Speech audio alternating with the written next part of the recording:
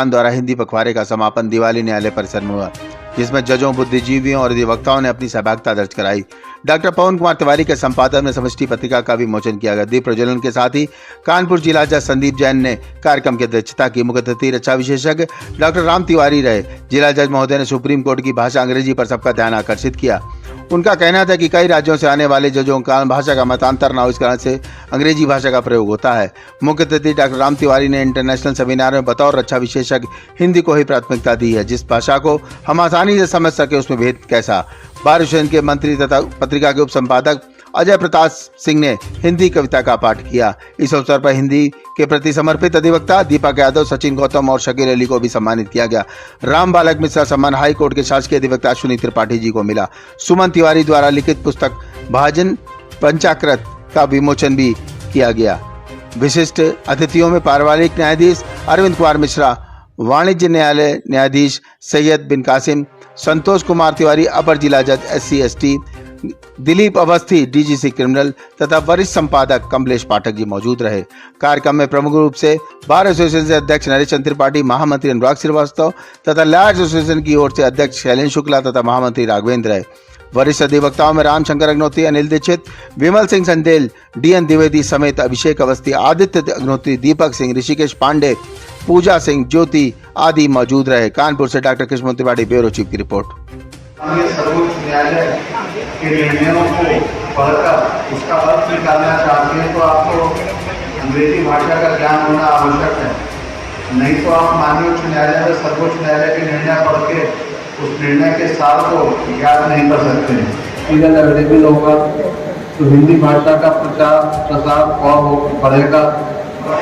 हिंदी के माध्यम से आम जनता तक, समाज के निचले व्यक्ति तक पहुंचने के लिए वो संघर्षरत हैं, हमेशा आवाज़ लगा रहे हैं। ये दो प्रस्ताव थे जिसके कारण मैंने हिंदी में काम करना प्रारंभ किया। मैं JNU कैंपस में एक इंटरनेशनल कॉन्फ्रेंस में सहभाग कर रहा था। वहाँ पे सभी लोग अंग्रेजी भाषा में अपना वक्तव्य दे रहे थे। मैंने पूरे पखवाड़े ये तय कर लिया था कि मैं अपना उद्बोधन हिंदी भाषा में दूंगा और अंत में ये स्थिति रही कि सारे लोगों ने मिलकर मुझे समापन सत्र में हिंदी में उद्बोधन देने का आग्रह किया। उसमें भारत के सारे लोगों के प्रतिनिधि शामिल थे। तो मुझे लगा जब हिंदी में आपकी सभी सब बोल सकते हैं तो उस अभिव्यक्ति का, नौटंकी का करने का कारण क्या है। मैं दूसरा दृष्टांत आपको देना चाहूँगा। अभी मैं कंबोडिया सरकार द्वारा आयोजित वर्ल्ड समिट 2020 में सहभाग कर रहा था।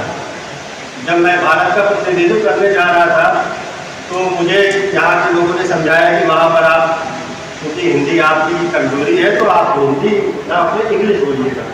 मैंने कहा नहीं, देखते हैं।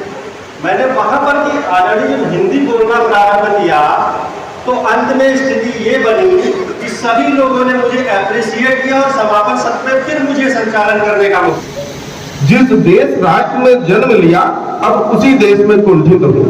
जिस देश राष्ट्र में जन्म लिया अब उसी देश में कुंठित हूँ। वृद्ध हो गई हूँ शायद, हाँ मैं भाषा हिंदी हूँ। पुस्तिका है। यह पुस्तिका 2015 में आदरणीय जिला जज महोदय अरुण गुप्ता जी के न्यायालय परिसर के अंदर ही इसकी चर्चा चली और ये हुआ कि हिंदी दिवस का कार्यक्रम हो जाता है, लेकिन कुछ संस्करण में इस प्रकार का हो कि वह वर्ष पर सुनिश्चित हो कि किस तरह के कार्यक्रम हुए और कार्यक्रम की किस तरह की व्यवस्था रही, किस तरह का कार्यक्रम में सोच बनी रही इस वर्ष की। तो ये हुआ कि एक पुस्तिका छपनी चाहिए। मैं आज स्मरण करूंगा परम आदरणीय सुरेंद्र प्रताप सिंह जी का, जिन्होंने उस समय पूछा कि सर क्या एक पत्रिका हम लोग निकाल दें। उनको एक लंबा अनुभव था। तो अरुण कुमार गुप्ता जी ने कहा परसों कार्यक्रम है, आज पुस्तिका निकालने के बारे में आप सोच रहे हैं। तो उन्होंने बड़े हफ्ते में कहा ये पवन तिवारी मेरे बगल में बैठे हैं, ये सर आधे दिन में निकाल देंगे। बात हंसी मजाक की होती रही। फिर हमने उसी समय उनसे पूछा कि सर इसका नाम क्या होगा। बोले नाम भी सोच के बताओ। मेरे मुंह से शब्द निकला समष्टि, और वह समष्टि पुस्तिका सहयोग की बात रही कि मुझे किसी कारण से बाहर जाना था। उस प्रथम विमोचन में मैं खुद नहीं रह पाया था। मैं रात्रि 1 बजे उस पुस्तिका को तैयार करके माननीय सुरेंद्र प्रताप जी को देकर आया और वह विमोचन दूसरे दिन हुई और यह बड़ा अद्भुत रहा कि वह एक जो शुरुआत हुई समष्टि की, आदरणीय कमलेश पाठक जी ने उसके बाद उसकी पूरी कमान संभाली, उनके साथ मैंने भी सह संपादन किया और यह पुस्तिका क्रमवार आप सभी के बीच में पहुंच रही है और आगे स्तर को मैंने बनाकर रखा है। इस पुस्तिका के पहले पृष्ठ से लेकर अंतिम पृष्ठ तक अगर आप पढ़ने की दृष्टि से बैठेंगे तो आपके मन और विचार में तमाम नए नए भाव आएंगे। इसके साथ एक और पुस्तिका का विमोचन आज हुआ है, जिन्हें लिखा है या आप लोगों के बीच में विमोचित हुई है। अजय जी इस पुस्तिका के हमारी समष्टि पुस्तिका के सह संपादक हैं, कानपुर बार एसोसिएशन के मंत्री हैं। इन्होंने इस पुस्तिका के इस वार्षिक पत्रिका के संपादन में भी बहुत सहयोग किया है। आज उनकी पुस्तक का विमोचन भी हुआ है। यह पुस्तक मेरी पढ़ी हुई है और इसमें जो इन्होंने कथा संग्रह है, प्रत्येक कथा संग्रह में कहीं न कहीं अपने मन और मस्तिष्क को इस प्रकार प्रकट किया है कि वह कोई ना कोई विचार लेकर हमारे मन को उद्वेलित करते हैं।